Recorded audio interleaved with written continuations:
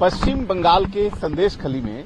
एक अत्यंत हृदय विदारक और डीपली डिस्टर्बिंग घटना सामने आई है, जिसमें उस जगह पे रहने वाली कई महिलाओं ने ये आरोप लगाया है कि जो वेस्ट बंगाल की रूलिंग पार्टी है उसका एक नेता शेख शाहजहां और उसके कई गुंडे वो लोग मिलके इन महिलाओं का कई साल से रेप करते आए, इनको सेक्सुअली असॉल्ट करते आए और इन्हें प्रताड़ित करते आए। इस मामले में ये भी बात सामने आई कि इन महिलाओं की इतनी हिम्मत नहीं हो पा रही थी कि ये मीडिया के सामने आके अपनी बात कह पाएं, अपनी व्यथा सुना पाएं। जब ईडी अटैक के मामले में शेख शाहजहां फरार हुआ और कहीं न कहीं उसका थोड़ा कंट्रोल वहां कम हुआ, तब जाके इन महिलाओं को एक साहस मिला और इन्होंने बाहर आके अपनी पूरी बात बताई कि कैसे इनका एक सिस्टमेटिक तरीके से कई साल से इनको प्रताड़ित किया जाता था और कहीं न कहीं रेप के भी और सीरीज ऑफ रेप के एलिगेशंस लगाए गए। इस दुखद घटना को ऑनरेबल सुप्रीम कोर्ट के सामने मैंने अपनी पीआईएल के जरिए रखा है। क्या मांग की गई है आपकी? जी, मेरी पीआईएल में सबसे पहली मांग ये है कि इस मामले की जो जांच होनी चाहिए वो वेस्ट बंगाल स्टेट के बाहर होनी चाहिए और इंडिपेंडेंट एजेंसी के साथ के द्वारा होनी चाहिए, जैसे सीबीआई के द्वारा या एसआईटी के द्वारा। हम सबने कल देखा कि कल जो बंगाल पोस्ट पोल वायलेंस का केस था उसमें सीबीआई ने ऑनरेबल सुप्रीम कोर्ट को एक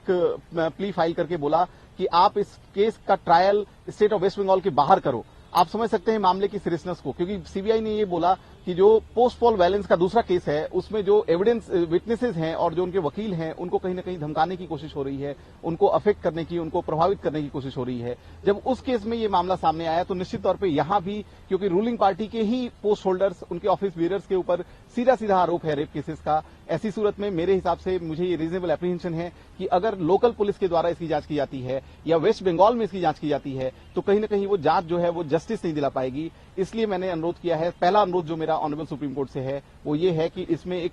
निष्पक्ष जांच हो, स्टेट ऑफ वेस्ट बंगाल से बाहर जांच भी हो और ट्रायल भी हो और दोषियों को कड़ी से कड़ी सजा मिले। जो दूसरी प्रेयर मैंने की है वो ये की है कि हम सबने देखा था कि मणिपुर में जो एक अत्यंत दुखद घटना हुई थी पिछले वर्ष, जिसमें कि महिलाओं के साथ अभद्रता और रेप के मामले सामने आए थे, उसमें ऑनरेबल सुप्रीम कोर्ट ने सुओ मोटो कॉग्निजेंस लेके एक एसआईटी भी गठित करी थी और एक